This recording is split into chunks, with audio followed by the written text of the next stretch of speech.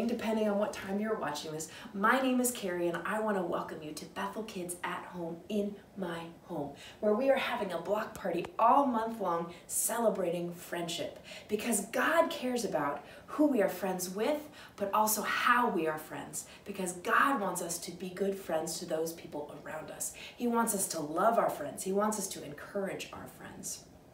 But what happens if our friends are not good friends to us? What happens when they hurt us and then we don't know what to do about that? Or what happens if we're not good friends to our friends and we hurt them?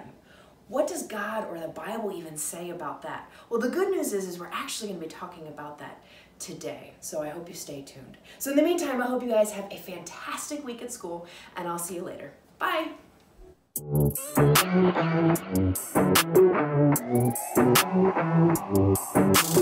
Jesus, you have been so faithful. Jesus, you have been so true. I will be forever thankful, 'cause I never had a friend like you. Help me to be who you've been to me, to everyone I see. Let us love one another with a love like no other yet. That's the way you love us, God. Never turn away, you are with us every day, yeah. That's the way you love us, God. Your love has always been beginning to end. There's never been a better friend. So let us love one another with our love like no other yet. That's the way you love us, God.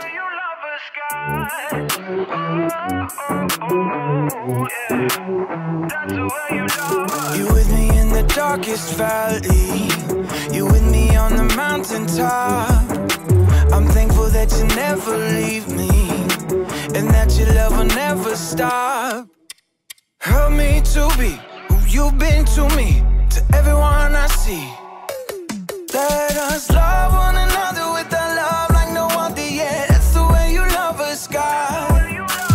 Never turn away, you are with us every day, yeah. That's the way you love us, God. Your love has always been beginning to end. There's never been a better friend. So let us love one another with our love like no other yet. That's the way you love us, God. I wanna thank you for being a friend who's always by my side. I wanna thank you for the way you love me all my life. I wanna thank you for being a friend who's always by my side. I wanna thank you for the way you love me all my life. Love one another with a love like no other yet. That's the way you love us, God. Never turn away, you are with us every day, yeah. That's the way you love us, God. Your love has always been beginning to end. There's never been a better friend. So let us love one another with our love like no other yet. That's the way you love us, God.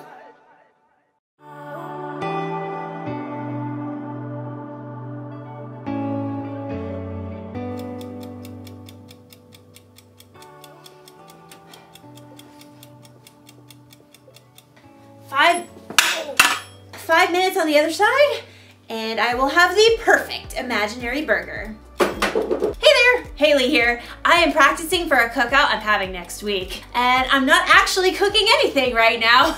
I'm inside. That would be a cook-in. So I've never really cooked for any of my friends before, so I just wanted to be prepared, because I want them to still be my friends after the cookout's over. Just kidding, that's not how friendship works. Friendship is using your words and actions to show others you care. I don't think friends should stop being friends for little things like food tasting bad. Oh, it's delicious. And I think you can even stay friends with someone if they, say, accidentally burn you with a hot potato. Hot potato, hot potato, hot potato, ha, ha, ha, ha. Friendship can last through most anything, unless a friend makes fun of my hat, then it's over. Oh, time to flip an imaginary burger. Woo! Today's story is about a time when one of Jesus' friends did something really bad. Jesus could have flipped out. But he didn't do that. He didn't do that. I'll see you soon. Oh, let's see. Can't turn the camera off with the mids. Sorry. The Bible. It's 66 books of history, stories, letters, and poetry that fit together to form God's one big story. The epic adventure of how He created us and loves us so much that He made a way to rescue us. As we travel through the Bible, from Genesis to Revelation, we discover people who met God and found their lives changed forever. And now for an amazing story, inspired by the book of John, chapter 21, verses 1 through 19. Peter hauled in the knotted net yet again as the first light of dawn gleamed in the eastern sky. Empty. Not a single fish all night. Thomas shook his head. I doubt we'll catch a thing before it's time to take the boat in. John studied Peter thoughtfully. Peter, you didn't really want to catch fish anyway, did you? You just wanted to get out in the boat and do something normal. Peter shrugged, but he knew John was right. Over the past few weeks and months, everything in his life had turned upside down. First, Peter had shown the courage to speak the truth about his friend Jesus. You are the Christ. You are the Son of the living God. Many people wanted to make Jesus king, even though the religious leaders hated him. The day before Jesus was killed, Peter had promised Jesus that he would follow him anywhere, and even give up his life for Jesus. But that very evening, Jesus was arrested. Peter was so scared he told 3 different people he wasn't Jesus' friend. I don't know that man.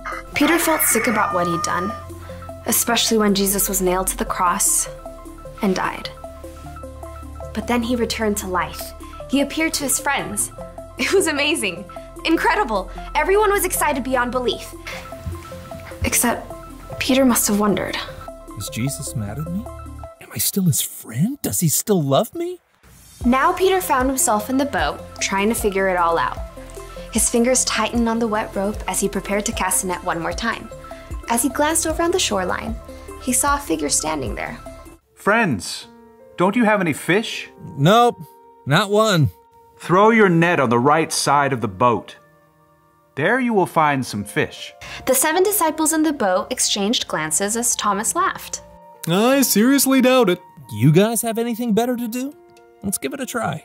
Together, the men heaved the heavy wet net back into the sea on the other side. Hey, I think we've got something. Bring it on in. There's 1 fish. 2 fish. A red fish.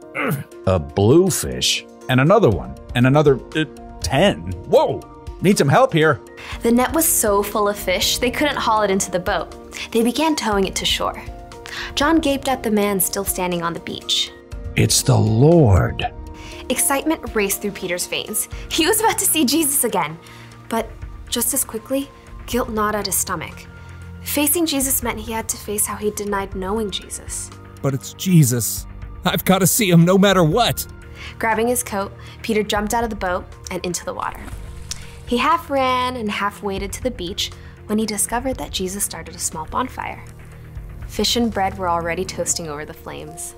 He's God's son and he's making breakfast for us. Jesus smiled at Peter. Bring some of the fish you have just caught. Yes, Lord. Peter ran back to the lapping water to help his friends haul their fish to shore. 153. You counted? Don't doubt it. Jesus gestured to the disciples to join him around the fire. Come and have breakfast. As the disciples gathered, Jesus offered them bread to eat. John whispered to Peter, This is what he did when we last ate together at the Passover meal. When breakfast finished, the disciples rose to take care of their fish. Peter found himself walking beside Jesus. There were so many things he wanted to say, but he couldn't find the words. Simon Peter, do you really love me more than these others do? Peter swallowed hard. Surely Jesus knew what he felt. Yes, Lord, you know that I love you. Feed my lambs. Peter remembered how Jesus would compare people to sheep in his stories. Peter, do you really love me? Lord, you know that I love you. Take care of my sheep. Sheep, people. Peter waited in his mind. Jesus must be telling Peter to take care of the people who had followed him. Peter, do you love me? Lord, you know all things. You know that I love you. Feed my sheep. Just as Peter denied knowing Jesus 3 times, he now confirmed 3 times that he loved Jesus. What's more, Jesus wanted Peter to go out and share that love with others. He's forgiven me, even after what I did. Peter, things are going to get even more difficult for you. You are going to be led places you do not want to go. Peter slowly nodded his head. He was willing to do anything Jesus asked of him. Follow me. Yes, Lord, I will. Because Jesus had forgiven him, Peter was now free to share the love of God with those around him, without carrying around a heavy load of guilt.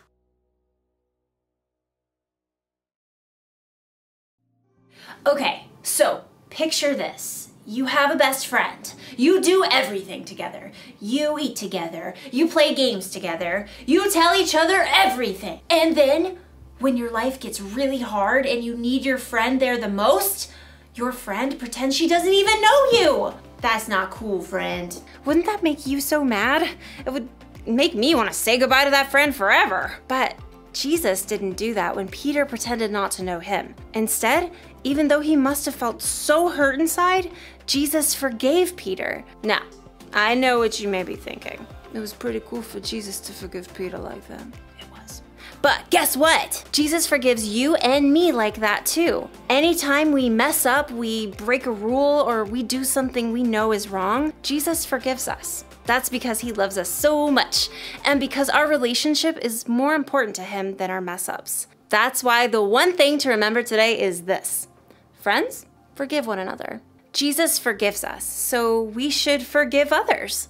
Our friendships should be more important than our mess-ups. I'm not saying it's easy to forgive. It's not.